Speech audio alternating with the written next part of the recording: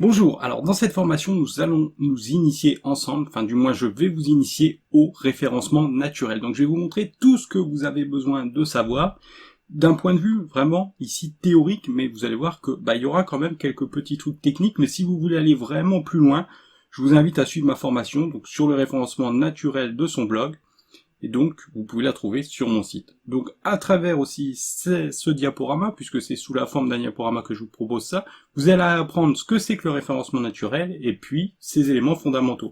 Comment ça fonctionne, et puis les éléments fondamentaux que vous aurez besoin pour, aider à référencer votre site, et plus particulièrement vos pages, parce que le référencement fonctionne page par page. Donc c'est parti, on y va. Donc, ce qu'on va voir en premier, c'est comment fonctionne un moteur de recherche comme Google. On va surtout se concentrer sur Google, mais la plupart se ressemblent un petit peu, il y a des petites différences, mais globalement, si vous suivez ce que je vais vous montrer là, vous allez être référencé dans la plupart des moteurs de recherche. Donc c'est parti, on y va. Donc la première chose à savoir, à assimiler, c'est que les moteurs de recherche sont des machines à répondre aux questions. Leur mission, c'est quoi? C'est de parcourir des milliards de pages, parce qu'en chaque en imaginant qu'il y ait des millions de pages sur Internet, si un site a plusieurs pages, au bout d'un moment, ça fait des milliards de pages. Donc leur mission, ça va être de parcourir des milliards de contenus aussi, parce qu'il y a aussi les images, il y a aussi les vidéos. Voilà, il n'y a pas que les pages, les articles qui vont être référencés, tout va être référencé. Et ensuite, ils vont devoir évaluer à travers des centaines de facteurs, donc Google par exemple a des centaines de facteurs de sélection, quel est le contenu qui va répondre le mieux à la question qui est posée par un internaute. Donc dans le jargon du référencement, une question d'un internaute, on appelle ça une requête. Et donc pour mener à bien cette mission, qui est délicate, ils utilisent ce qu'on appelle donc des robots, des spiders, pour crawler, ce qu'on appelle crawler le web. Ça veut dire quoi crawler le web? Donc c'est un mot un petit peu savant, ça veut dire en fait passer d'une page à l'autre. Aller sur une page et puis passer sur une autre page. Donc ça s'appelle crawler. Et ensuite, avec les informations qu'ils obtiennent, parce que ces robots ne se contentent pas de visiter votre site et de passer d'une page à une autre, non, ils vont mettre une copie en cache de la page qu'ils visitent dans un immense annuaire, donc dans le cas de Google, qu'on appelle Google. Voilà. Et en fait, quand l'internaute tape une requête, qu'est-ce qui se passe? C'est que cet annuaire est interrogé par votre requête. D'accord? Vous tapez quelque chose dans Google, Google interroge son index et ensuite il vous propose les résultats de recherche. Donc ces petites araignées, ces petites spiders, donc dans l'ordre, elles vont visiter votre site et regarder son code HTML, donc on appelle ça crawler votre site.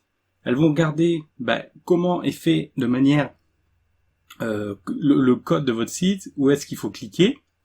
Et puis elles vont faire aussi deuxièmement, une copie intégrale de la page visitée dans le serveur, donc on appelle ça l'indexer.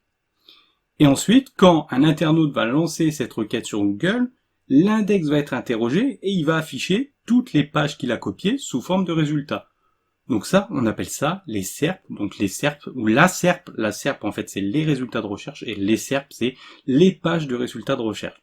Donc c'est un mot un peu savant, en fait ça veut simplement dire, voilà, une page de résultats de recherche. Une SERP, c'est une page de résultats de recherche, et les SERP, c'est l'ensemble des pages de résultats de recherche. Donc ça va, cette idée en fait que il y ait des milliards de pages indexées, ça va donner naissance aussi à l'importance de bien positionner les pages de votre site internet, et ça on appelle ça donc le ranking. Donc le ranking, ça veut dire quoi? Ça vient de position en fait, de place, rank ça veut dire place, position en anglais. Voilà, ça veut dire en fait positionner plus haut son site que les autres. Donc là, je vous ai mis un exemple sur la gauche avec une de mes requêtes qui est bien positionnée. Donc ça veut dire que quand quelqu'un tape ça, moi j'apparais en premier. Donc il existe des milliards de pages qui sont indexées dans les moteurs de recherche, et donc les moteurs de recherche, ils ont dû trouver un système pour fournir toujours, on a vraiment le but des moteurs de recherche, pour fournir la meilleure réponse aux internautes et éliminer tous les contenus hors sujet. Ça, c'est vraiment ce qui s'est passé au début du net, c'est-à-dire que comme il n'y avait pas beaucoup de résultats, tout le monde faisait un peu n'importe quoi et tout le monde arrivait à placer un truc qui n'avait rien à voir sur un autre sujet. Donc ils ont dû trouver une façon de faire tout ça, de fournir la meilleure réponse possible à un internaute, enfin le meilleur contenu possible à un internaute lorsqu'il tape une requête, Et pour ça, donc, la solution qu'ils ont trouvée, c'est le ranking. Donc le ranking, c'est simplement un ensemble de critères qui va déterminer la position de vos contenus, donc de vos images, de vos vidéos, de vos articles. Quand je parle de contenu, je parle de vidéos, articles, images. Voilà, il y a encore beaucoup plus de choses. Plus le web évolue, plus il y a de choses. Par exemple, il y a les cartes, il y a les business, donc on va le voir après aussi. Donc voilà, il y a plein de choses qui aident à déterminer la position en fait dans les moteurs de recherche. Donc faire ranker son site, c'est donc utiliser des stratégies de référencement naturelles, qu'on appelle donc naturelles, légitimes ou non. Parce qu'on peut aussi tricher, il y a des gens qui trichent. Il y a beaucoup de gens qui trichent d'ailleurs. Hein. Et c'est pour ça que Google fait souvent des algorithmes, souvent pour punir les gens qui trichent aussi. Donc pour faire grimper son site dans les moteurs de recherche, on peut utiliser différentes stratégies. Donc les stratégies légitimes, on les appelle donc le white hat, et les stratégies négatives, donc on les appelle le black hat. Donc c'est ce besoin vital de positionner un site sur Internet et l'information qu'il contient avant ses concurrents qui va donner naissance au SEO, ce qu'on appelle le SEO, donc le Search Engine Optimization, qui en français se traduit tout simplement par l'optimisation des moteurs de recherche. Et ce qu'on appelle aussi couramment le référencement. Et donc on peut utiliser ces techniques de référencement aussi pour nuire à des gens. Par exemple, je vous ai mis l'exemple ici de Donald Trump qui il y a quelques mois a subi une campagne de dénigrement, on peut appeler ça de dénigrement, où des gens se sont amusés à associer en fait une photo de Donald Trump au mot idiot. Et là, je vous ai montré ce qu'il en reste en fait. Mais il y a quelques mois, vous lanciez cette requête et c'était toute la SERP image donc qui était complètement envahie de photos de Donald Trump. Là, il reste quelques images, mais c'est parce que les sites en parlent, ils parlent de cet événement. Donc voilà, il y a simplement une petite photo qui est restée. 3 petites photos qui sont restées. Alors avant ça, il y en a eu d'autres. Hein. Il y a eu des choses sur George Bush, il y a eu des choses sur Chuck Norris. Voilà, on peut vraiment faire un peu n'importe quoi avec Google si on manipule bien l'algorithme. Donc je vous propose de passer à la suite maintenant. Donc la question que vous devez vous demander, c'est pourquoi le référencement naturel est-il aussi important? Eh bien, je pense que vous commencez déjà à le comprendre par vous-même. C'est-à-dire que qu'importe votre activité, et avec l'émergence d'Internet, on remplace peu à peu les annuaires papier avec Internet. Internet a remplacé les annuaires papier, la plupart des annuaires papier encore, bien qu'encore il y en ait quelques-uns. Il a remplacé aussi les services d'information, les numéros on pouvait appeler pour avoir une information, c'est fini. Il a remplacé les encyclopédies, si c'est pas déjà fait, hein. Si c'est pas déjà fait, parce que voilà, les encyclopédies papier ça appuie trop la cote, hein, quand on peut avec Internet trouver la réponse en 3 secondes. Et même maintenant avec les recherches vocales, on peut simplement interroger Google comme ça, avec vous connaissez, le OK Google, et puis sur quelque chose de très abstrait, il nous trouve la réponse. Donc voilà, les encyclopédies restent toujours des références, mais par rapport à Internet, ils commencent à se faire manger. Et puis il y a aussi l'obstacle du prix. Une bonne encyclopédie, ça coûte cher. Internet, c'est gratuit. Donc Google, alors j'ai regardé les chiffres avant de faire cette diapositive, il totalise presque 94% des recherches d'informations en France, enfin des recherches globalement. Ça veut dire que 94% des gens qui ont Internet, ils utilisent Google. C'est énorme. Après, il y a Bing qui fait 2 ou 3, 4%. Alors Bing, c'est pas mal, hein, si vous connaissez pas, je vous invite à l'utiliser quand même de temps en temps, à essayer au moins, c'est pas mal.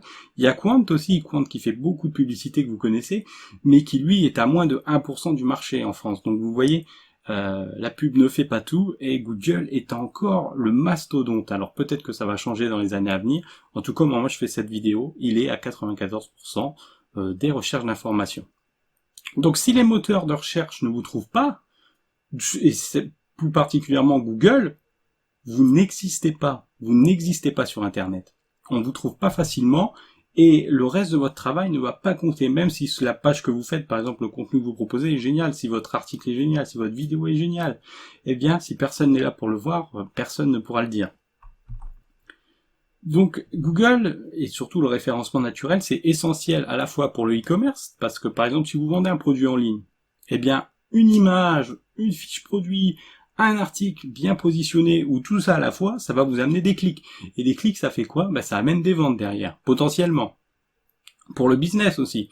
Si vous avez un business physique, si par exemple, moi je tape apiculteur dans la recherche Google, eh bien un référencement avec le référencement local proposé par Google, eh bien qui s'appelle donc My Business, Google My Business. Si vous voulez aussi en savoir plus à ce sujet, je vous propose une formation gratuite sur ma chaîne YouTube à ce sujet. Voilà comment positionner votre business dans Google My Business, ou dans Google plus particulièrement. Eh bien, vous allez avoir potentiellement des réservations, des visites et des commandes, selon l'activité que vous faites, évidemment. Et puis, c'est aussi valable pour le contenu. Google est très intéressant pour le contenu. Alors ici, je vous ai pris une vidéo, parce que, voilà, ils sont assez mis en avant en ce moment, mais ça marche aussi, évidemment, pour les articles. Donc si vous créez du contenu, un contenu bien placé, ça va vous offrir de la visibilité, mais ça va aussi vous offrir des fans supplémentaires, des gens pour s'intéresser à votre travail, d'accord? Sans que vous n'ayez rien à toucher, puisque de toute façon, vous êtes bien positionné sur la requête. Par exemple, ici, j'ai une vidéo qui est bien positionnée sur écrire un e-book. Elle est première, c'est-à-dire que, en fait, potentiellement, elle va générer des recettes publicitaires si je décide d'activer la monétisation, et puis des ventes, parce que les gens qui vont s'intéresser à cette formation, ils vont aussi s'intéresser à mes autres formations derrière. Donc, un des points importants à bien comprendre en référencement, c'est l'intention d'un internaute. Avec les moteurs de recherche et le référencement naturel, c'est une évolution permanente. C'est-à-dire que Google ne cesse d'évoluer, mais il poursuit toujours le même but. Lui, son but, c'est de répondre rapidement à la question, à la requête d'un internaute. Et donc, à ce titre, Google, il invente toujours des nouveaux systèmes pour mieux comprendre l'intention de l'internaute. Parmi ces systèmes notables, il y en a un qui est apparu, qui s'appelle RankBrain. Donc, on va en reparler. Je vous montre tout de suite un petit peu à quel point Google est puissant. Donc, par exemple, si vous tapez sur Google « un singe qui danse », eh bien, Google va comprendre que ce que vous voulez voir, c'est un singe qui danse, c'est voir un singe danser. Il va donc comprendre que le type de format le plus pertinent pour vous, ce sont les contenus qui présentent une vidéo. Ok ? Si vous tapez préparer une banane, par exemple, quand j'écris préparer et que je l'associe à banane, eh bien Google devine que je suis à la recherche d'une recette ou d'un mode d'emploi pour la banane. Donc il me propose ce qu'on appelle donc un Google Featured Snippet, donc ce qu'on appellera pour simplifier ici un contenu enrichi ou un bloc enrichi, voilà en français, donc avec les étapes de préparation. Et si je tape quelque chose d'un petit peu plus complexe, par exemple préparer une banane plantain, eh bien si ma recherche est plus précise, j'obtiens donc un résultat plus pertinent. Google comprend mieux ma requête, et donc où il me propose d'autres types de contenus enrichis en rapport avec les intentions que je pourrais avoir en tapant cette requête. D'accord ? Donc voilà la puissance de Google. Donc Google obtient cette puissance grâce à RankBrain. Donc comment Google lit-il dans les pensées pour enrichir le référencement naturel? C'est avec RankBrain. Donc on va en reparler. Donc je vous rassure, c'est un peu comme le ferait un mentaliste. Personne ne sait vraiment lire dans les pensées, et surtout pas une machine. En revanche, il existe des schémas de comportement qu'une machine ou un homme est capable d'identifier à partir de sa capacité d'observation et d'analyser le meilleur coup à jouer ensuite en se basant sur des données observées. Alors ça, c'est valable en séduction, c'est valable en référencement, en fait c'est valable pour tout. Donc Google, il a avec RankBrain une intelligence artificielle capable de mieux répondre aux questions des internautes. Donc RankBrain, il est capable de répondre à une question sans que vous sachiez exactement vous-même ce que vous cherchez. Donc ça, c'est assez génial. Donc je vous ai mis un exemple ici. Par exemple, si vous tapez le mec qui finit toujours deuxième au Tour de France, eh bien, il va vous sortir le nom de Raymond Poulidor. C'est fou, non? Donc dans cette recherche, évidemment, j'ai fait exprès d'utiliser un langage assez grossier, assez inattendu, j'ai envie de dire, pour vous montrer que RankBrain est déjà capable de faire des associations sémantiques. Il sait par exemple que mec, ça veut dire homme, ou que mec, ça veut dire personne. Donc comment RankBrain en arrive-t-il à me faire cette proposition? Comment il arrive à deviner finalement que quand je tape ça, c'est cette réponse-là que je veux en particulier? Donc très simplement, Google, voilà, je vous ai mis un petit schéma du fonctionnement. Donc quand vous tapez une requête, cette requête, elle est passée un peu à la moulinette, elle est filtrée par RankBrain, donc RankBrain qui est en fait un algorithme qui va comparer votre requête avec des mots et des questions déjà connues, et il va en fait parcourir tout l'internet et trouver un petit peu quel mot est associé avec ceux que vous avez tapés, quel concept aussi est associé à ceux que vous avez déjà tapés. Donc il passe à la moulinette de l'algorithme qui s'appelle donc Hummingbird, alors je ne sais pas trop le dire, Hummingbird, et lui il comprend donc les concepts et les relations ainsi que les comportements des internautes par le passé. Donc ça veut dire que il sait par exemple que à tel moment, quand quelqu'un a posé une question à peu près similaire, par exemple, qui est l'homme qui finit toujours deuxième au Tour de France, eh bien, les gens ont cliqué sur des réponses en rapport avec Raymond Poulidor. Donc, il va remonter ça et il va mettre en avant, dans les résultats de recherche, eh bien, cette requête. Voilà comment fonctionne un petit peu RankBrain. Donc, c'est aussi simple que ça. Et il va aussi faire des associations avec des tournures du style Raymond Poulidor, l'éternel magnifique second. Donc comme nous on le ferait finalement. Voilà, en fait c'est un algorithme qui va simuler l'intelligence humaine. C'est ça une intelligence artificielle, c'est qu'on essaye de reproduire l'intelligence humaine. Donc il va donc conclure que la meilleure réponse à vous proposer est un article encyclopédique sur cette personne, donc Raymond Poulidor. Parce que dans l'intégralité du web, il y a beaucoup d'articles qui parlent de ce sujet, de deuxième et de Tour de France, qui associent les concepts de deuxième et Tour de France et qui remontent à Raymond Poulidor. Vous voyez? Donc c'est comme ça que ça fonctionne.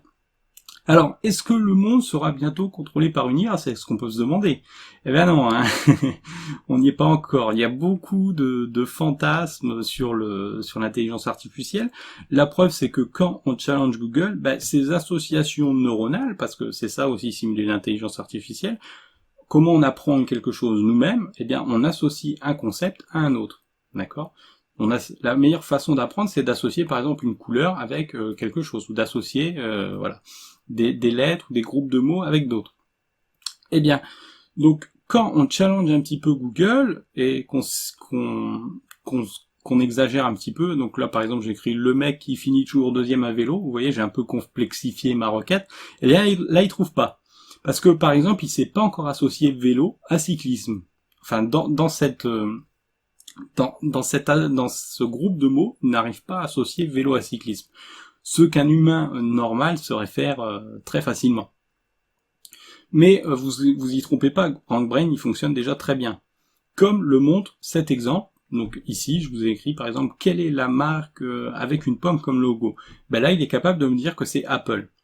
Et comme on l'a vu, ça marche grâce à des concepts, des récurrences de mots-clés, des associations d'idées et des questions qui reviennent fréquemment, mais pas seulement. C'est-à-dire que on connaît actuellement 4 métriques d'engagement qui ont une influence aussi sur RankBrain et évidemment sur les positions que vous pouvez avoir dans les moteurs de recherche. Donc pour mesurer l'interaction finalement avec vos contenus, ce que fait Google, c'est qu'il utilise donc 4 métriques d'engagement.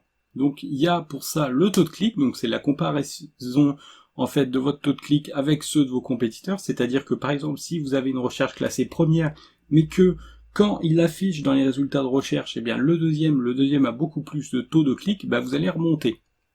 Enfin la personne qui est derrière vous va remonter. Donc en fait les critères d'engagement, ça va aider, si vous voulez, à considérer la pertinence d'un contenu et l'intention de recherche d'un internaute. Et c'est pour ça que plus quelqu'un a de clics par rapport à vous, plus il va monter plus haut, parce que plus il va mieux se placer, plus il va ranker, donc tout simplement parce que Google va réévaluer en fait ces critères de performance de votre contenu en quelque sorte. Donc il y a d'autres critères et je vous propose de les voir tout de suite ensemble. Donc parmi les règles d'engagement, donc il y a le taux de clic, donc ça va être présent dès l'affichage des résultats de recherche. Donc avec le titre déjà et la métadescription d'un article par exemple, ça va faire une différence. Ça va faire une différence dans le taux de clic. Donc ça c'est quelque chose que vous pouvez faire donc avec RankMath, vous pouvez modifier ça avec RankMath, vous pouvez faire ça avec Yoast.co si vous êtes sur un blog, et puis si vous êtes sur une page HTML, il va falloir aller dans votre partie, dans vos balises id, et puis mettre une méta-description, donc méta-description, voilà. Je vous invite à regarder un petit peu sur internet si vous avez une page HTML, mais je vous conseille vraiment de passer un blog parce que c'est beaucoup plus simple, tout devient beaucoup plus simple, et donc on peut utiliser un plugin.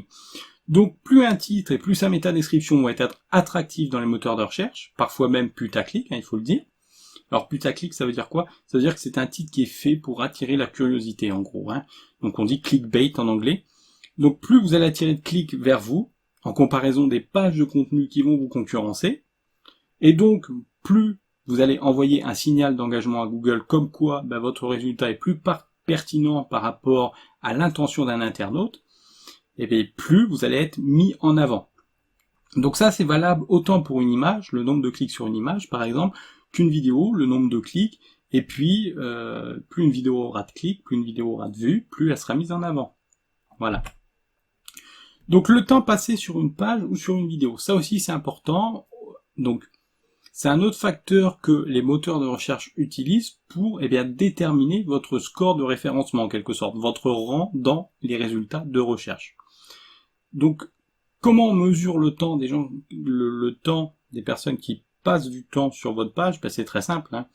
C'est en fait les secondes entre le moment où ils arrivent sur votre page et le moment où ils repartent. Donc pour avoir des gens qui restent plus longtemps sur votre page, normalement l'idée qu'on peut se dire, c'est voilà, je vais faire des vidéos assez longues ou je vais faire des pages assez longues. Alors c'est pas toujours le cas parce que le nombre de mots finalement et le nombre de minutes que vous proposez doit surtout correspondre à satisfaire l'intention d'un internaute et lui donner ce qu'il cherche. Donc si ça peut être fait en 300 mots, vous faites ça en 300 mots, et si ça peut être fait ça ne peut pas être fait en moins de 10 000 mots, vous utilisez 10 000 mots. En 10 000 mots, en principe, ça doit pouvoir se faire.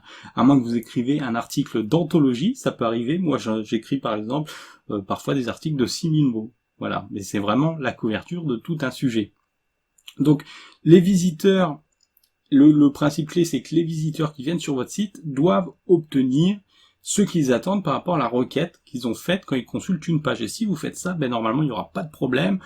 Ça va vraiment attirer non seulement les visiteurs, ils vont passer du temps à regarder votre page. S'ils passent pas du temps à regarder votre page, c'est que la requête qu'ils ont tapée, enfin du moins le contenu que vous proposez, ne correspond pas à la requête qu'ils ont tapée, ne correspond pas à ce qu'ils cherchent. Donc c'est normal que vous soyez en dessous, que les gens restent moins longtemps. Donc globalement, on va dire que si vous faites un article de 800 à 2000 mots, c'est bon, hein, vous n'avez pas besoin de plus. Et en général, c'est assez pour garder quelqu'un sur la page assez longtemps pour que Google aime votre page par rapport à vos concurrents qui souvent, eux, vont faire des petits articles comme ça et ils vont avoir, par hasard, ils vont être bien classés sur ces recherches. Donc ensuite, il y a le taux de rebond. Alors le taux de rebond, c'est vraiment très simple, c'est quand un internaute va visiter votre contenu depuis les moteurs de recherche, donc il tape une requête, elle s'affiche dans les moteurs de recherche et il clique, qu'est-ce qu'il fait après ? Est-ce qu'il regarde un autre article ou est-ce qu'il se barre tout de suite? Et donc plus les gens ne vont pas regarder d'autres articles, moins vous allez avoir un bon classement. D'accord? Donc finalement, il suffit que vous incitiez à faire un clic ici, un clic là, pour influencer ce taux, et puis avoir une position plus positive dans les moteurs de recherche, et aussi vis-à-vis de RankBrain, parce que RankBrain donc mesure le taux de clic, le taux de rebond, et ce qu'on va voir maintenant, le pogo sticking. Alors le pogo sticking, c'est quoi? C'est l'idée de sauter d'un résultat à l'autre. Donc le pogo sticking, vous le pratiquez vous-même, ce qu'on appelle le pogo sticking, c'est en fait que Google vous affiche les résultats de recherche, et par exemple vous cliquez sur le premier résultat vous plaît pas, vous revenez tout de suite en arrière, vous passez au deuxième. Le deuxième vous plaît pas, vous revenez en arrière, vous passez au troisième. Donc vous faites ça très souvent, et donc ça envoie un mauvais signal au moteur de recherche, le moteur de recherche qui dit, le signal il dit, l'internaute, en tapant ce type de requête, il n'a pas du tout été intéressé par ce qu'il a vu sur la page qui était positionnée en 1. Donc, peut-être qu'il faudrait passer les pages en dessous plus haut. Alors ça se fait pas comme ça en 2 clics, hein, n'ayez pas peur. N'ayez pas peur, ça se fait sur la durée. Voilà. Mais ça compte, Google a annoncé que ça comptait dans le positionnement des recherches. Donc, voilà, ne négligez pas non plus tous ces petits aspects qui peuvent vous aider. Donc ça, c'est autant valable sur Google que sur YouTube, parce que si quelqu'un lance une vidéo 3 secondes et il passe à une autre vidéo, c'est un mauvais signal pour YouTube, par exemple. Donc ce qu'on va voir maintenant, ce sont les aspects majeurs du référencement. Donc le référencement, que vous l'avez vu, qu'on appelle aussi SEO, optimisation des moteurs de recherche, Search Engine, optimisation, ou référencement naturel. Donc on y va. Donc rappelons déjà que le SEO, ça repose sur 3 éléments. Donc le crawling, l'indexing, l'indexation, et les résultats de recherche. La SERP, comme on dit. Donc ce sont 3 aspects que vous pouvez travailler facilement pour améliorer votre référencement naturel sur Google. Donc ce qu'on va voir, c'est comment améliorer donc le crawling, l'indexation et puis donc le fait de faire monter vos pages ou vos contenus dans les résultats de recherche. Donc nous on va surtout s'intéresser aux pages, mais c'est aussi valable sur les contenus. Et là encore sur les contenus, si vous faites des vidéos, j'ai une formation sur la façon de référencer des vidéos YouTube. Donc je vous rappelle ce que c'est que le crawling. Donc le crawling c'est le passage des robots, comment on gère le passage des robots. L'indexation c'est la mise en cache de vos pages, de vos pages, enfin en cache séparée, puisque de toute façon ça les met dans un immense index, par un moteur de recherche, et le ranking, c'est la position que un moteur de recherche ou Google va attribuer à l'une de vos pages sur une requête précise. Donc la première mission qu'on va avoir, c'est de faciliter la navigation des robots sur notre site. Donc je vais vous montrer quelques stratégies de référencement simples à mettre en place pour améliorer le crawl sur votre site lors du passage des robots. Alors une première stratégie qui est accessible vraiment à tout le monde sans connaissance technique spéciale, c'est d'utiliser des liens internes. Donc un lien interne, qu'est-ce que c'est? Bien en gros, c'est simplement un lien normal que vous pouvez faire par exemple sur un blog WordPress. Donc pour faciliter le crawl des pages de votre site, donc pour faciliter en fait le passage des petites araignées de Google, j'aime bien l'idée de petites araignées, et ben vous pouvez créer ce qu'on appelle donc des liens internes. Donc un lien interne, si vous utilisez WordPress, c'est un lien normal. C'est un lien qui s'ouvre pas dans une nouvelle fenêtre, que lui on appelle un lien externe. Un lien qui s'ouvre dans une nouvelle fenêtre, en dehors de votre site, donc c'est ce qu'on appelle un lien externe, ce qu'on appelle aussi un backlink en référencement. Donc un lien interne, c'est très facile à créer, et je vous ai ajouté un petit bout de code en dessous pour voir, pour vous aider à voir ce qui se passe sous la surface. Bien sûr, sur les CMS, donc WordPress ou d'autres, vous pouvez faire ça simplement avec le petit outil de chaîne qui permet d'ajouter un lien. Donc ici, je vous ai mis, regarde donc ici, vilaine araignée. Donc ça, c'est votre lien interne, vous pouvez mettre ce que vous voulez dedans. Comment ça fonctionne ensuite? Donc vous avez une balise HTML, donc qui s'appelle HERF, ça veut dire en gros, ouvre-moi ça. Et puis là, vous avez le nom du lien interne. Donc regarde ici, vilaine araignée, et puis vous refermez la balise avec un A. Voilà comment on fait un lien interne, très simplement. Et donc l'objectif des moteurs de recherche, les moteurs de recherche utilisent les liens internes pour aspirer en fait le web mondial et pour en faire une copie. Donc ils ont besoin pour réaliser de cette tâche de robots, donc de petites araignées, qui vont passer sur une page et suivre les liens de cette page pour en trouver de nouvelles. Ça fonctionne un peu, si vous voulez, comme la boule d'un flipper, ou plutôt comme Tarzan, qui va sauter de branche en branche, et qui, grâce à des lianes, va passer d'un arbre à l'autre. Un arbre à l'autre, ici, ce sont donc vos pages.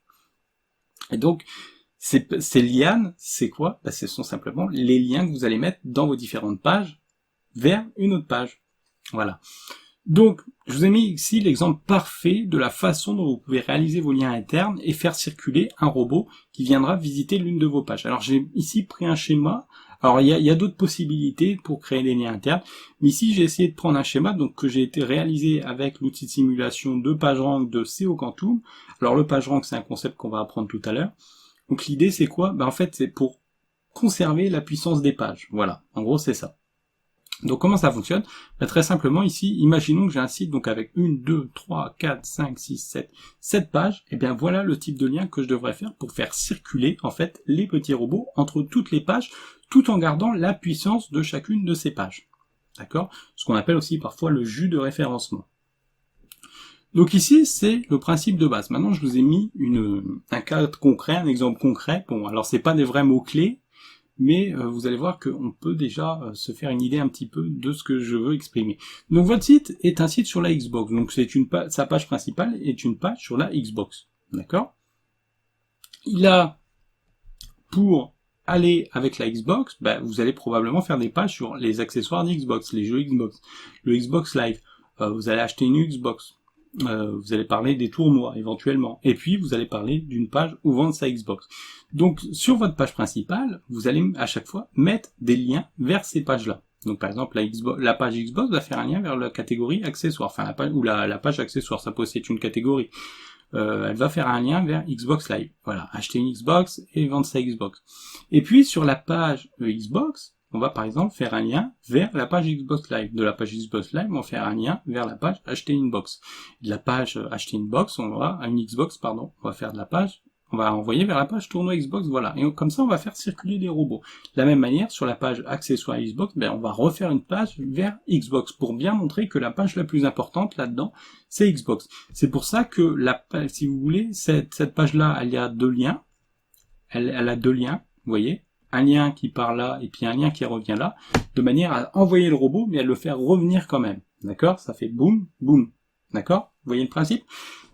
Donc voilà comment on peut faire des liens internes. Et donc tout ça, ça va aider les petits robots à mettre vos pages, l'ensemble de vos pages, dans le coffre. Alors c'est pas toujours une science exacte, des fois le robot va pas tout visiter, mais voilà comment on peut faire pour vraiment aider les robots à parcourir au mieux notre site. Donc ensuite, ce qu'on peut faire encore par rapport aux robots, ça va être de leur donner des directives. Donc avec des directives, vous pouvez, si vous souhaitez, contrôler la façon dont les robots vont interagir avec vos liens et ce qu'ils doivent faire avec vos pages. Donc je vous ai mis ici des exemples de directives assez connues. Donc il y a le doFollow qui est de suivre un lien. Donc grosso modo, c'est un lien normal. Ici, vous n'avez rien à faire. Il y a aussi le nofollow. Donc le nofollow, en fait, c'est quand vous voulez faire un lien et qui, pour une raison ou une autre, vous ne voulez pas que la puissance de votre page soit transmise vers l'autre page. Alors vous pouvez faire ça avec vos propres sites, comme avec les sites des gens vers qui vous faites un lien. Par exemple, alors ici je vous ai mis un exemple un peu rigolo, mickeyminisextape.com, si vous faites une page sur Disney, par exemple, vous ne voulez pas envoyer vers ce site assez louche.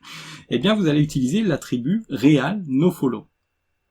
Donc, dans le jargon, donc un nofollow, c'est un lien qui n'est pas suivi par les moteurs de recherche, par les spiders, par les robots d'un moteur de recherche. Vous avez aussi, il existe aussi des directives que vous pouvez appliquer directement dans les balises méta de votre site. Alors là, c'est un petit peu plus technique, c'est-à-dire encore une fois dans le id, on va ajouter une directive par exemple de non-index. Donc non-index, ça veut dire quoi? Ça veut dire qu'on va ignorer une page et ne pas l'indexer dans l'annuaire de Google. C'est-à-dire qu'on dit au petit robot, non, mon petit, tu ne passes pas aujourd'hui. Tu ne passes pas, tu dégages. Il n'y a plus rien à manger. Voilà, donc ça c'est le non-index. Vous avez aussi le non-archive. Donc le non-archive, en fait, ça dit, tu ne gardes pas une copie de cette page dans ton index. Vous avez aussi le no-snippet. Donc le snippet, c'est ce qu'on a vu tout à l'heure. Vous savez, les featured snippets, par exemple les recettes qui apparaissent, on peut décider de dire à Google, tu ne prends pas ce contenu pour en faire un contenu enrichi. Ce sera un peu bête, mais voilà, on peut le faire quand même. C'est pour vous dire. Donc moi, je vous conseille d'utiliser RankMath, surtout si vous avez un blog, pour plus de simplicité, parce que, tout est facile avec RankMath. J'ai envie de dire, vous avez à la fois des options pour contrôler, les directives des robots, comme contrôler les snippets. Donc tout ça, c'est inclus dedans. Donc, si vraiment vous voulez le faire, c'est très simple. Le petit bout de code que je vous ai mis ici, metaname, par exemple, égale Google Boot, content, no-snippet, vous le mettez dans les balises id d'une page en particulier. Voilà. Et vous pouvez mettre ça en place. Donc, il y a plusieurs attributs, donc on l'a vu, no-snippet, donc ici, vous mettez no-snippet, vous pouvez mettre non-archive, donc vous remplacez no-snippet par no-archive. Voilà, vous avez compris le principe.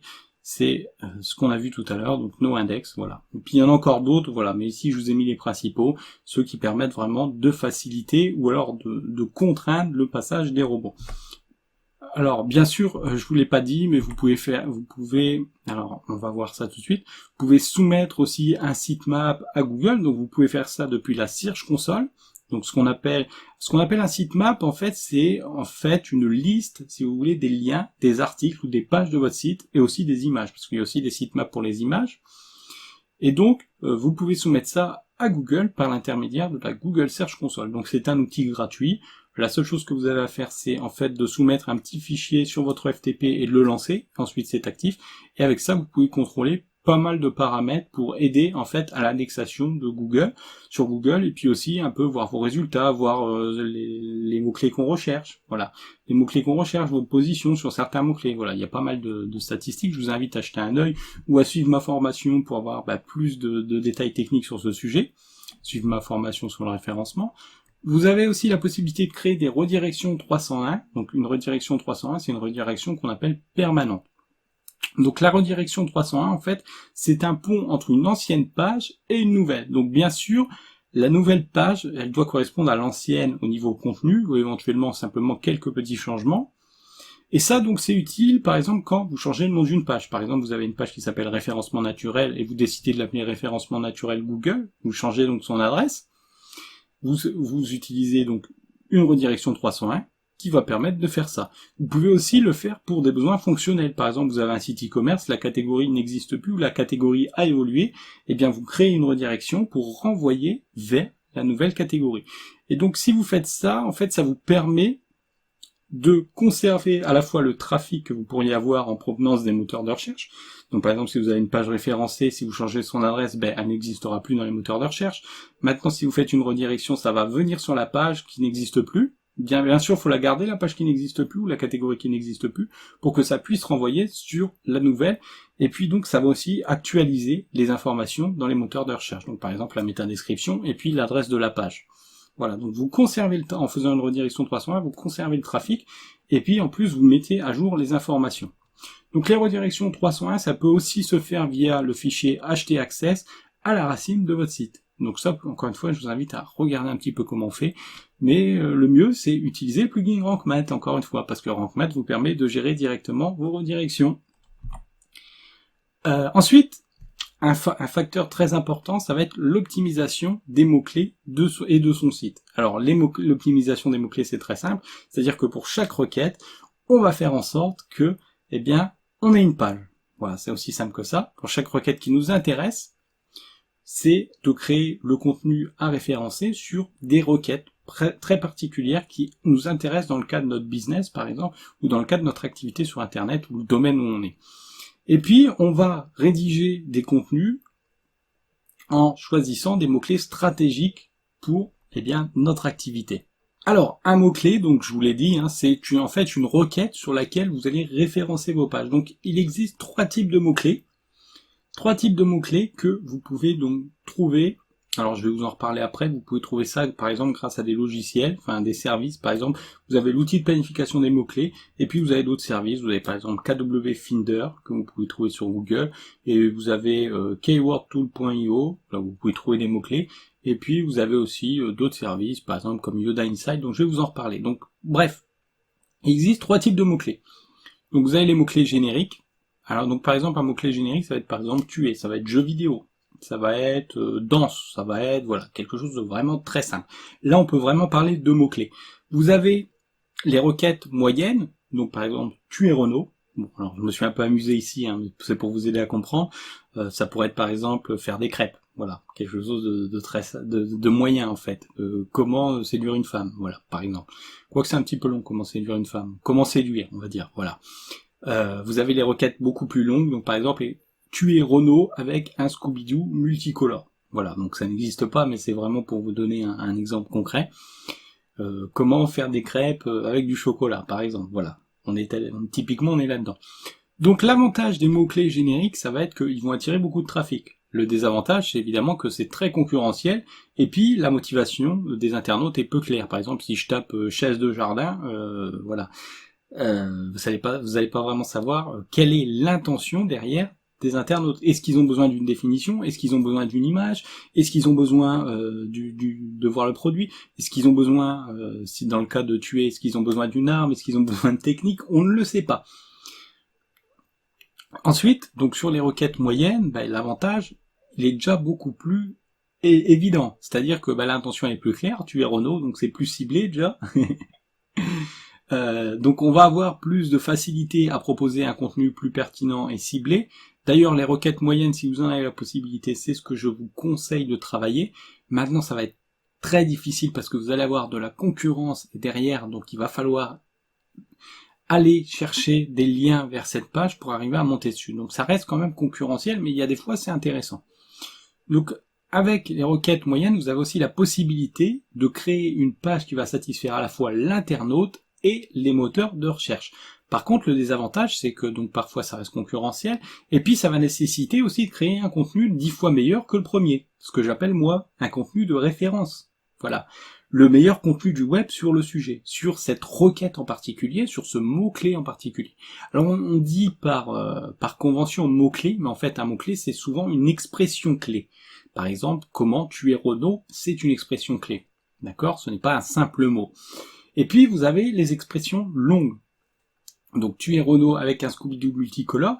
Là, on sait par exemple que l'intention et la motivation de l'internaute, elle est beaucoup plus spécifique à cause de la longueur même de la requête. Plus une requête va être longue, plus vous allez comprendre ce qui intéresse l'internaute. Bien sûr, moins il y aura de recherche, parce que les gens, ils font souvent pas l'effort vraiment de taper des choses très compliquées. Par contre, quand la requête est très longue, eh bien, la conversion devient beaucoup plus facile. Parce que comme vous comprenez l'intention de l'internaute, eh bien vous pouvez la faire cliquer quelque part, vous pouvez capturer son email, vous pouvez lui demander de partager quelque chose, de s'engager dans quelque chose éventuellement. Et puis ça a aussi l'avantage d'être peu concurrentiel, parce que plus c'est long, moins vous avez de concurrence. Moins il y a de gens qui ont déjà créé des pages sur le sujet. D'accord ? Donc, par exemple, tuer, il y a beaucoup de pages qui ont le mot tuer dedans. Il y a très peu de pages qui ont le mot tuer Renaud. Voilà. Enfin, dans le cas d'une requête moyenne, il y aura beaucoup moins de pages que sur le mot tuer. Et puis, dans le cas des requêtes longues, alors là, vous pouvez faire un article sur tuer Renaud avec un Scooby-Doo multicolore, vous serez premier sans souci, parce qu'il y a personne qui a fait une page là-dessus. Vous pouvez en faire une, hein, pourquoi pas, si vous avez du temps à perdre. Bref. Donc moi, ce que je vous conseille vraiment, c'est de cibler les requêtes moyennes quand c'est possible, et puis parfois les longues, parce que parfois les longues, ça peut être intéressant, même quand, alors vous pouvez avoir tout ça avec l'outil de planification des mots-clés, ça peut être intéressant parce que des fois, il n'y a pas beaucoup de monde dessus. Par exemple, là, en ce moment, il y a pas longtemps, j'ai fait une page sur comment trouver un nom de chaîne YouTube, par exemple, qui est une requête assez longue, hein, mais qui va générer quand même 10 000 recherches par mois, un truc comme ça, et donc du trafic derrière, parce que sur 10 000 personnes, si vous mettez une page bien positionnée, vous allez en capter, je sais pas moi, 200, 300 recherches mensuelles par mois. Voilà, donc vous allez faire augmenter la notoriété, vous allez faire croître votre site parce que forcément il y aura beaucoup plus de visiteurs qui vont venir chez vous. Donc l'idée c'est ça, c'est comment je trouve les meilleures recherches, donc les moins concurrentielles, et sur lesquelles je peux faire une page, et bien me placer bien, me ranker, sans avoir besoin d'ajouter des liens. Donc je vais vous montrer ensuite un peu, qu'est-ce que c'est que cette histoire de liens, mais grosso modo pour l'instant, sachez simplement que pour qu'une page fasse la différence après que vous l'ayez bien formaté selon des critères de référencement. Donc encore une fois, ça c'est quelque chose que je vous apprends dans ma formation, comment vous allez pouvoir écrire vos pages pour que par rapport à une requête d'internaute ça ressorte en avant, mais après il va quand même vous falloir des liens, il va falloir obtenir des liens d'autres sites, donc on va en reparler. Donc simplement pour l'instant, je voulais simplement vous montrer à quel point comprendre l'importance de l'intention des internautes, c'est capital avant de créer du contenu à référencer. Donc combien de fois vous avez cherché sur internet et quelque chose et que vous êtes tombé sur des pages totalement hors sujet, totalement à côté de la plaque. Alors ça arrive fréquemment parce que les moteurs de recherche sont pas parfaits, ils n'ont pas toutes les réponses. Par exemple ici, je vais simplement taper l'e-double. Donc l'e-double qu'on peut considérer comme un mot-clé très générique. Hein. Donc ce qui se passe quand je tape ça, c'est que ce qui ressort, c'est que on voit clairement, c'est que les gens cherchent des prix pas chers. Ils cherchent éventuellement des comparaisons et ils cherchent éventuellement des images ou des fiches produits. Donc ici, si je voulais créer un contenu d'information derrière qui soit puissant, ce que je pourrais faire, si mon objectif c'était gagner de l'argent, je pourrais par exemple créer un comparatif de lit double pas cher avec à l'intérieur des liens d'affiliation. Voilà, comme ça je toucherai une commission éventuellement si je vends un lit double, si j'aide à vendre un lit double avec ma page. D'accord ? Donc pensez-y, chaque page doit être optimisée pour un mot-clé et une intention qui est très spécifique. Et plus un mot-clé est compétitif, plus il va être difficile qu'il rank bien, qu'il se positionne bien dans Google. D'accord ? Donc n'hésitez pas à prendre des mots-clés très longs pour être bien positionnés, des requêtes très longues pour être bien positionnées, plus exactement, et puis à avoir aussi une stratégie de prendre des mots-clés moyens, par exemple, et de se positionner dessus. Donc, par exemple, moi, en ce moment-là, je suis en train de me positionner sur un mot-clé moyen, qui est créer une chaîne YouTube. Voilà. De cette manière, eh bien, toute l'année, je vais travailler un petit peu le référencement, c'est-à-dire que je vais ajouter 2-3 liens positifs qui vont apporter à cette page, par exemple sur des sites de social media, sur des blogueurs qui ont des articles de marketing, et comme ça va aider à faire monter cette page. Donc, parmi les outils pour trouver les mots-clés, donc vous avez donc Yoda Insight et l'outil de planification des mots-clés dans Google. Donc je vous invite à taper tout ça dans Google, vous allez voir, ce sont des super outils. Et puis si vous voulez vraiment voir l'aspect technique, comment on fait pour construire un site de A à Z, simplement, voilà, à partir des mots-clés, encore une fois, ma formation sur le référencement. Celle-ci n'est qu'une petite formation d'initiation aux principes généraux, pour vous donner envie déjà de passer au référencement et puis voir un peu comment tout ça fonctionne de manière générale. Donc, vous pouvez aussi optimiser l'adresse des pages, qu'on appelle aussi URL et permalien. Donc là, en fait, ce qui va compter, c'est la façon dont vous nommez vos pages, vos catégories, et que vous les organisez. Eh bien, ça va aider, en fait, à clarifier un peu le sujet des pages, à la fois pour les moteurs de recherche, mais aussi pour les internautes. Par exemple, moi, j'arrive sur les résultats de recherche. J'ai une recherche ici, je cherche par exemple des bananes de Guadeloupe, pourquoi pas. Eh bien, si j'ai un site qui s'appelle Fruity Free, il est dans une catégorie fruits, bananes, meilleure banane de Guadeloupe, ça va m'inciter à cliquer parce que c'est exactement ce que je recherche. La façon dont est construit, donc ici le permalien, donc l'URL d'une page, ça m'indique moi que ça correspond plus à ce que je recherche. Et au moteur de recherche, lui, ça va lui indiquer que, eh bien, la page, elle est dans un contexte de sujets, si vous voulez, qui sont le plus proches de ce que pourrait rechercher quelqu'un qui va chercher, par exemple, des bananes, pourquoi pas. D'accord? C'est beaucoup plus précis que si j'avais une catégorie, par exemple, qui s'appelait développement personnel, et puis que après j'avais meilleure banane de Guadeloupe. Là, c'est plus bon après. Comprenez le principe? Donc, si une page cible un mot-clé ou une expression, il faut être sûr d'inclure ce mot, cette expression, dans l'URL. Donc, par exemple, ici, une page sur les meilleures bananes de Guadeloupe, eh bien, je mets meilleure banane de Guadeloupe. Ou vous pouvez enlever le 2 aussi, hein. Voilà, meilleure banane de Guadeloupe, Google va comprendre. De la même manière, si vous faites quelque chose pour votre entreprise, par exemple, pour du référencement local, si vous faites des pages, par exemple, une page pour chaque ville, vous avez une grande entreprise de plomberie, par exemple, vous allez faire une page plombier Marseille, une page plombier Paris, une page plombier Lyon, une page plombier Lille, d'accord? Vous avez compris le principe.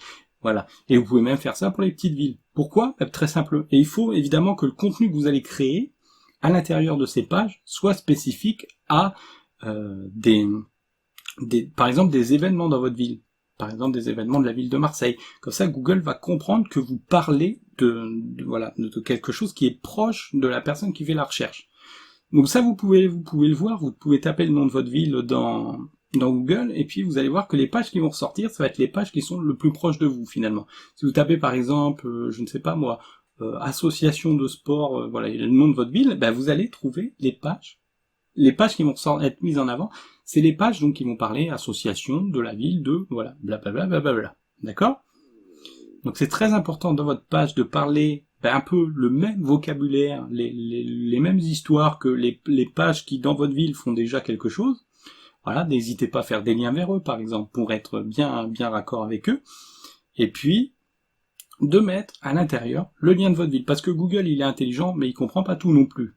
Google, ne peut pas tout comprendre par lui-même. Des fois, il est un peu bébête. Hein. Donc, pour établir aussi, donc on récapitule, hein, vous avez facilité le passage des robots sur votre site, vous avez créé des contenus qui sont optimisés donc pour un mot-clé en particulier, pour une requête en particulier, et ensuite, il va falloir aider à construire la popularité de cette page et la crédibilité d'une page. Alors pour ceux qui ont fait des contenus au début d'Internet, la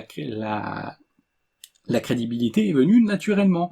Mais pour ceux qui, comme vous, par exemple, aujourd'hui, peuvent arriver, eh bien la crédibilité ne va pas venir naturellement, parce qu'il y a déjà, par exemple, des centaines de contenus qui parlent déjà de la même chose que vous. Donc pour faire la différence par rapport à ça, il va falloir avoir plus de liens, donc qu'on appelle de backlink de qualité, vers votre page pour que vous ayez plus de poids en référencement.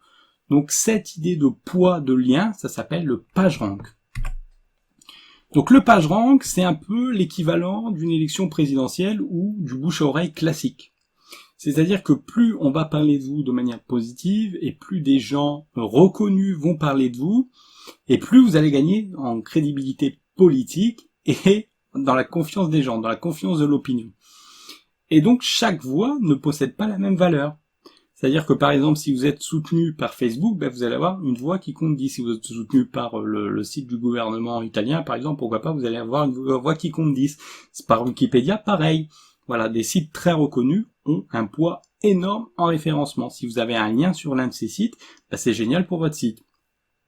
Ensuite, vous avez les sites un petit peu moins cotés, donc qui sont pas liés à une organisation, ce que j'appelle une organisation, donc organisation multinationale. Voilà, les très très gros sites de gens très très connus qui ont des liens, voilà, d'un peu partout. Eh bien, vous avez les sites qu'on peut appeler les sites que j'appelle d'affiliés, c'est-à-dire les gros sites thématiques en gros, hein. Donc que ce soit dans le high-tech, que ce soit dans la santé, que ce soit dans voilà, dans tous ces domaines-là. Donc par exemple typiquement Doctissimo, qui est un gros site français sur les choses liées à la médecine, bah c'est un site qui a voilà un power rank important, donc je sais pas, ils doivent être 5 ou 6, un page rank important, 5 ou 6, donc c'est déjà un très très gros site, mais ils sont en dessous, et quoi qu'ils fassent, peu importe leurs efforts, ils arriveront jamais à dépasser Facebook, ils arriveront jamais à avoir autant de puissance qu'un Facebook ou un Wikipédia. Voilà, très simplement parce que c'est beaucoup plus restrictif ce qu'ils font. C'est beaucoup plus spécifique, ils sont dans un domaine. Et au bout d'un moment, vous arrivez dans un domaine, voilà, il y a une sorte de plafond de verre où vous ne pouvez plus dépasser, vous ne pouvez plus croître. Ensuite, donc, vous avez les liens de sites, voilà, les sites qu'on peut appeler moyens, les sites de blogueurs classiques, donc il y a le mien, évidemment, j'ai donné une valeur de 2 voix, et puis, voilà, tous les sites des blogueurs classiques, donc c'est-à-dire des sites qui sont bien, mais qui ne sont pas des gros mastodontes dans leur thématique, et donc qui ont une valeur beaucoup moins importante. Et puis après, vous avez aussi les tricheurs. Donc les tricheurs, c'est par exemple les gens qui vont vous vendre des liens. Les gens qui vont vous vendre des liens, souvent ils vont vous refiler des liens pourris sur des sites voilà, qu'ils ont créés la minute avant. Voilà, donc tout ça, ça n'apporte rien en matière de référencement. Voilà. Donc quand quelqu'un va faire un lien vers l'une de vos pages, et en fait ce qu'il va faire, c'est une sorte de vote électoral. Pour vous élire comme la référence la page à recommander sur le sujet en question. Et sa voix va plus compter s'il a déjà du pouvoir ou s'il est dans la même famille de thèmes que vous, car Google lui fait déjà confiance dans son domaine d'expertise. Donc par exemple, ça veut dire quoi? Ça veut dire que si vous avez fait un article sur le tennis, par exemple les champions de Roland-Garros, ou les champions des grands chelems, eh bien si par exemple Raphaël Nadal ou quelqu'un qui a un site sur le tennis et qui parle du tennis depuis des années, vous fait un lien, eh bien ce lien va avoir beaucoup plus de poids, parce que là on sera, si vous voulez, entre le Kidam et les affiliés, donc on sera par exemple dans un site dont la voix va valoir 3, parce qu'il est à peu près entre les deux, d'accord? Voilà, et puis parce que aussi, dans le champ, si vous voulez, contextuel des mots, où il va vous faire le lien, donc ça va vous parler de tennis, ça va vous parler de Federer, ça va vous parler de Nadal, eh bien ce lien va avoir sa place, il va être là logiquement, légitimement, donc on peut parier qu'il va avoir plus de poids que si par exemple je faisais un site sur un lien sur un site high-tech vers un site de tennis, d'accord? Là, Google va avoir des signaux contradictoires, il va se dire pourquoi le mec a un lien sur... alors, tout ça c'est mécanique évidemment, hein, c'est automatique, mais les algorithmes vont pas comprendre pourquoi vous avez un lien sur un site de high-tech vers un site de tennis, par exemple. C'est pas logique. Par contre, sur un site de sport, pas de problème, ça passe. Voilà. Donc, combien de liens sont nécessaires pour faire grimper une page dans les résultats de recherche Google? Alors ça, en fait, c'est très variable. C'est-à-dire qu'on a vu dans cette partie qu'on avait besoin de soutien de poids, qu'on avait besoin de confiance sur un thème de la part de Google, et puis d'une page optimisée pour un mot-clé en particulier. Mais tous les liens donc n'ont pas la même valeur, tous les sites non plus ne travaillent pas leur référencement sur tous les mots-clés, c'est-à-dire que des fois ils n'ont pas le temps, ils n'ont pas l'envie non plus, ils n'ont pas le budget, donc ça signifie que vous pouvez concurrencer des grands sites sur un mot-clé en particulier en commençant en travaillant le profil de lien d'une page. Donc c'est-à-dire que si vous décidez de devenir premier sur un mot-clé, si vous faites grandir petit à petit les liens, pas de problème, vous arriverez à dépasser des sites très connus sur le sujet, des sites d'actualité par exemple, qui n'ont pas travaillé leur référencement, malgré tout, parce que vous êtes à la fois le plus pertinent dans le contenu, et puis en plus vous avez beaucoup de liens vers ce site. Donc une grande partie du travail de référencement, c'est ça. Ça consiste à faire grandir le nombre de liens vers une page, et puis la qualité des liens vers les pages importantes de votre site, de manière continue. Donc celle que vous voulez voir dans les 3 premières positions des moteurs de recherche. Vous avez donc besoin d'autant de liens, et surtout de la même qualité que ceux de la première page qui est actuellement référencée comme le top 1. Et puis vous avez besoin aussi de temps, parce que ça se fera pas en 2 minutes, il faudra le temps que Google mette à jour donc ses SERP, ses résultats de recherche, pour vous aider donc à atteindre naturellement la première position. Donc aussi pour les liens, ce qui est important, ce sont les encres de liens. Donc une encre de lien, c'est simplement la suite de mots sur laquelle va être fait un lien. Donc ça va aider les moteurs de recherche à comprendre de quoi parle la page vers laquelle envoie un lien. Donc par exemple, vous avez un lien sur un autre site, eh bien le site, il doit avoir une encre de lien qui va être intéressante pour vous. Donc ça peut être n'importe quoi au niveau des mots, mais en fait elles sont importantes parce qu'elles jouent un rôle dans la compréhension du sujet de votre page par Google. Donc par exemple, si j'ai un site sur le marketing en général, quelqu'un peut me faire un lien vers une page qui parle de référencement naturel. Donc je choisis l'encre référencement naturel. Je peux aussi choisir référencement naturel SEO ou article référencement naturel. L'idée c'est un peu de varier un peu et puis de reprendre des expressions clés qui attirent déjà des visiteurs, par exemple sur d'autres pages, par exemple sur la page numéro 1. La page numéro 1, sur sa page, elle peut avoir des expressions qui sont intéressantes en matière de référencement. Donc je vous donne un exemple. Par exemple, j'ai une page par exemple qui s'appelle expression pour convaincre. Eh bien, les gens par exemple me trouvent souvent en tapant phrase et expression pour convaincre. Ça par exemple c'est une expression annexe. Donc vous pouvez l'utiliser aussi pour faire une encre de lien là-dessus. Voilà, pour varier un peu. Parce que si vous, par exemple, vous obtenez 20 liens sur référencement naturel, Google va se dire, attends, il essaye de me... il y a un truc là. D'accord? Donc des fois, il faut varier un peu pour, je vais pas vous dire tromper Google, mais pour, que ça paraisse pas trop suspect non plus, tous ces liens qui viennent vers vous. Voilà. Et je vous ai pas dit, donc, je vous ai fait ici une petite estimation à peu près, donc quand vous commencez une page, donc pour faire grimper une page dans les moteurs de recherche, donc déjà vous avez besoin d'un lien pour faire venir les robots, à moins que vous utilisiez un sitemap, donc dans ce cas-là les robots vont venir quand même si vous n'avez pas de lien. Une dizaine de liens pour positionner une recherche moyenne, j'ai envie de dire, et puis voilà, une trentaine de liens pour bien positionner les grosses pages et faire un contenu de référence sur le web. Alors ça c'est des chiffres que je donne vraiment de manière très arbitraire, hein. C'est-à-dire que voilà, c'est une estimation comme ça, voilà, pour vous faire une idée. Mais voilà, il n'y a pas vraiment de chiffres, hein. C'est vraiment, ça dépend vraiment des concurrents en face de vous. Si quelqu'un a 1000 liens, va vous falloir 1000 liens. Si vous voulez concurrencer jeuxvideo.com par exemple, il va vous falloir un millier de liens. Ce qui est vraiment très difficile. Voire quasi impossible. Enfin, c'est pas impossible, mais voilà, un travail énorme derrière.